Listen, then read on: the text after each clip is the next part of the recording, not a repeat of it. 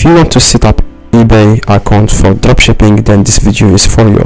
So if you want to dropship from Amazon or Walmart or AliExpress or any e-commerce website, this video is for you. I'm gonna be showing you a lot of things in this video that will really help you.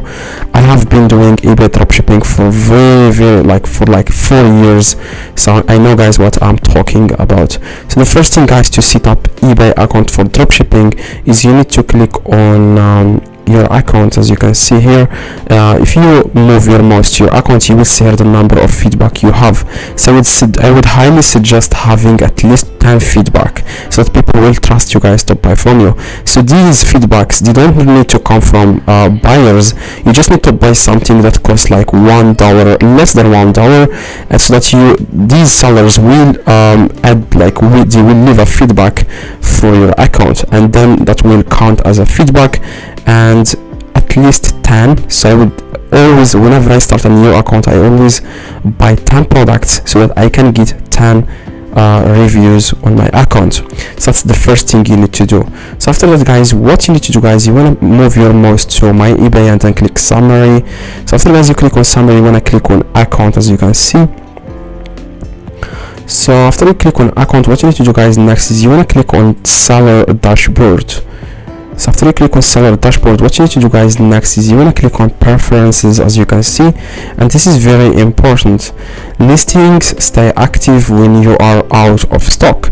So this means you have to activate this, because if you are selling an item and someone buys it, it's going to be removed from eBay completely. But if you enable this feature, you can always add 1, 2, like you can add quantity to that listings. I hope it makes sense. So you can easily add, for example, if you have added 3 and they are sold, the listing won't be removed from eBay. You don't have to list it again from scratch. eBay will leave it there.